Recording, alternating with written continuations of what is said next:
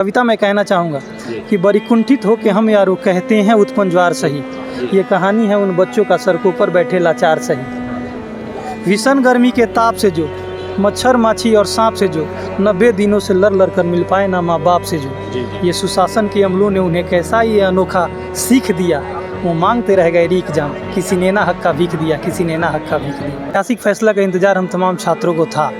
निश्चित रूप से हमारे पक्ष, हमारे फेवर और हमारे विश्वास पे खरा उतरने वाला ये फैसला नहीं है और मैं इसकी कड़ी शब्दों में निंदा करूंगा। ना ही मैं कंटेम्प्ट ऑफ कोर्ट कर रहा हूँ, ना ही मैं माननीय न्यायालय के किसी फैसले का अनादर कर रहे हैं। लेकिन फिर भी मैं अपनी भावनाओं को, चूँकि अभ्यर्थी हूँ, एक छात्र हूँ, अपनी भावनाओं को एक कविता के माध्यम से, आपने देखा होगा हमने बहुत सारा कविता वहाँ भी पढ़ा था, कविता के माध्यम से, चूँकि बाकी बातें हमारे जो वकील साहब उन्होंने कह ही दिया है। एक कविता में कहना चाहूँगा कि बड़ी कुंठित हो के हम यारो कहते हैं उत्पन्न ज्वार सही। ये कहानी है उन बच्चों का सड़कों पर बैठे लाचार सही। भीषण गर्मी के ताप से जो मच्छर माछी और सांप से जो 90 दिनों से लड़ कर मिल पाए ना माँ बाप से जो ये सुशासन के अमलों ने उन्हें कैसा ये अनोखा सीख दिया। वो मांगते रह गए रीक जाम, किसी ने ना हक का भीख दिया, किसी ने ना हक का भीख दिया। जब उन छात्रों का हौसला टूटने लगा, जब वो छात्र अपने को असहाय महसूस करने लगे, तो एक छात्र कहता है कि अब सब्र का बांध भी टूट रहा, हिम्मत ना हौसला जुट रहा। अब सब्र का बांध भी टूट रहा, हिम्मत ना हौसला जुट रहा। अब अंतिम आस तो न्यायालय थी, बच्चों ने याचिका डाली थी, पर वहाँ भी न्याय मिल न सका। बेबस थी, न्याय हारा थका, पर वहाँ भी न्याय मिल न सका। बेबस थी, न्याय हारा थका।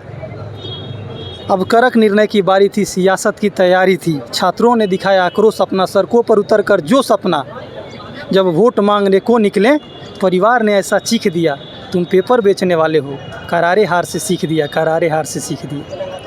और जब बच्चा वो लौट जाता है घर पे और जाके अपनी पूरी परिस्थितियों को अपने माता पिता के साथ शेयर करता है, उसी दरमियान जब विधानसभा चुनाव आती है और स्थानीय प्रतिनिधि वोट मांगने जाते हैं, तो उसकी माँ क्या कह रही है उस छात्र का कि तुम पेपर बेचने वाले हो, तुम पेपर बेचने वाले हो, तुम्हें कैसे अपना मत दे दे, तुम्हें बैठने के खातिर जालिम ये माँ कैसे चौकट दे दे।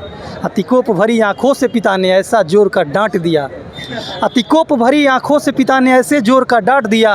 बच्चों के सवालों को लेकर विचारों से उन्हें मात दिया। इतने में वो अभ्यर्थी जो 90 दिनों 100 दिनों तक गर्दनी बाग में बैठा था, वो असहाय लड़का आ जाता है और वो लड़का, असहाय लड़का ने पूछा कि क्या क्या जुमले लाए हो, अब वोट का समय जो आया है तो हाथ जोड़ने आए हो। इतने में आंगन से बहना ने ऐसा जोर का चीख दिया, इतने में आंगन से बहना ने ऐसा जोर का चीख दिया कि भैया हार गए वो अहंकारी, हमने सत्ता बदल दिया, हमने सत्ता बदल दिया, हमने सत्ता बदल दिया। तो ये हमारी संवेदना और हमारा दर्द था। बहुत कुछ नहीं कहूँगा, लेकिन इस कविता के माध्यम से सब कुछ कह दिया, अपनी भावों को, अपने विचारों को आप तक रख दिया। जिनको अच्छा लगेगा, जिनको, उनका भी स्वागत है, जिन्हें अच्छा नहीं लगे उनका भी स्वागत है। बहुत बहुत धन्यवाद, बहुत बहुत नमस्कार। तो इसमें जैसे भाई ने हमारे बहुत अच्छा से कविता से बना, और मैं भी एक बिहार के नागरिकों से, आम नागरिकों से आह्वान करूँगा कि देखिए, इस भय से जो मैं कह रहा था कि एक सत्ता में आ जाएगा, वाई को जो गंदगी फैला रहा है उसके साथ खड़े मत होइए। जो आपके बच्चों का हक मार रहा है उसके साथ खड़े मत होइए। जो आपके छात्रों को सड़कों पे दौड़ा दौड़ा कर पीट रहा है उसके साथ खड़े मत होइए। पूरे देश में ये बातें कही जाती है कि बिहार में जातिवाद की राजनीति होती है। हम सब छात्र हैं, हर कोई किसी न किसी एक जाति से जुड़ा हुआ है। जिम्मेवारी किसकी है आखिर इस जातिवाद को ख़त्म करने के लिए? जिम्मेवारी भी तो हमारी है ना, जिम्मेवारी भी तो हमारी है ना। ये तो नहीं है जिम्मेवारी ना। आप चिराग पासवान का एक स्टेटमेंट सुनिएगा सर, इसी बीपीएससी मुद्दे पे वो पब्लिकली मीडिया में आके एडमिट करते हैं कि पेपर में धांधली हुई है। उनके घर के छात्रों ने भी, उनके घर के बच्चों ने भी, एक मेरा दोस्त है उनका अपना भंजा, उसने एडमिट किया कि हाँ पेपर में धांधली तो हुई है, लेकिन मैं चूँकि सत्ता में हूँ तो मैं इसके खिलाफ बोल नहीं सकता। ऐसा बोला, ये वीडियो में है, रिकॉर्डिंग है, मेरे पास है, रिकॉर्डिंग है, और रिकॉर्डिंग है सर, उनके मतलब टीवी में है। परीक्षा दी थी वो बोले। अब मुझे बताइए सर कि ये वीडियो सब जगह पूरे न्यूज़ में है। बिहार की क्या इतनी मानसिक चेतना नहीं बची है कि इस बात को समझ सके कि जब इतना अपराध हो रहा है तो हम फिर शांत क्यों रहें?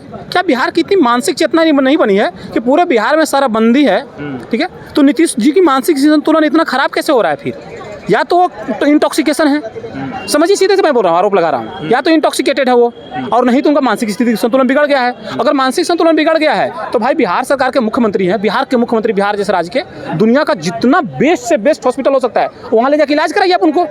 आप वो भी नहीं करते हैं।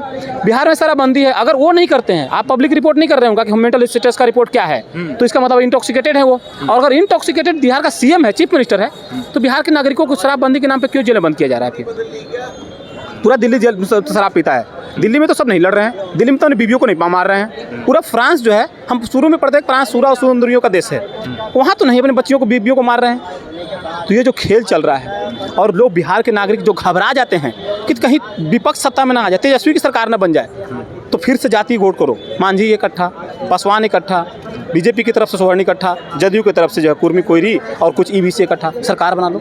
ये खेल से छात्रों के साथ अन्याय होता रहेगा। और भाई ने जो कहा, इस बार हर भाई बहन अपने द्वार पे वोट मांगने जाने वाला से पूछेगा कि आपने हमारे बच्चों को तड़पाया है, आपने हमारे बच्चों को मारा है।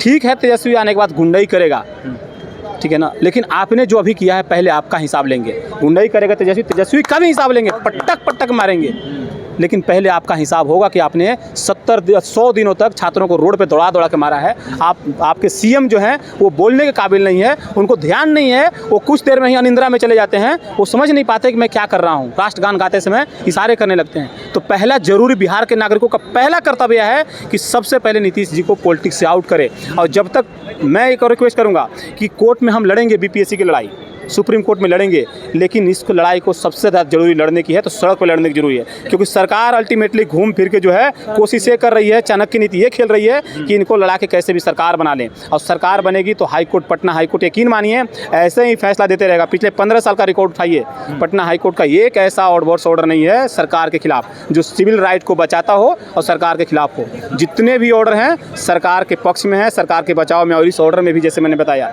कि सरकार ने का महिमा मंडन किया गया है। कोर्ट को इस चीज़ से बचना चाहिए, इस टेंडेंसी से बचना चाहिए कि किसी सरकार का महिमा मंडन कर रहे हैं। आप छात्रों के मुद्दे को समझिए, 4 लाख छात्रों का भविष्य कोर्ट के हाथ में है। और अब सुप्रीम कोर्ट में आते हैं, माननीय उच्चतम न्यायालय से हमारा आग्रह है, रिक्वेस्ट है कि जब हम इस केस को लेके आएँ तो आप ओपन माइंड से, बिना ये सोचे कि सत्ता में कौन है वहाँ, आप 4 लाख छात्रों के हित में फैसला दीजिए, ताकि वही बच्चे में से 2000 जो अधिकारी बनेंगे वो बिहार के भविष्य को सुधारेंगे। धन्यवाद। तो दोस्तों देख सकते हैं छात्रों का दर्द कविता के माध्यम से, अपनी बातों के माध्यम से लगातार 100 दिन से ज़्यादा हो चुके छात्रों को आंदोलन करते हुए, लेकिन उनके पक्ष में फैसला नहीं आया है। संतुष्ट नहीं है छात्र, सुप्रीम कोर्ट का रुख करने जा रहे हैं। इसी प्रकार की हम लगातार जानकारी दे रहे हैं कि बीपीएससी आंदोलन जो चल रहा है 100 दिन से, हमने हर एक प्रोटेस्ट को कवर किया है और पूरी जानकारी के माध्यम से आप लोगों को बताया है। हमारी मुलाकात अगले वीडियो में, तब तक के लिए नमस्कार।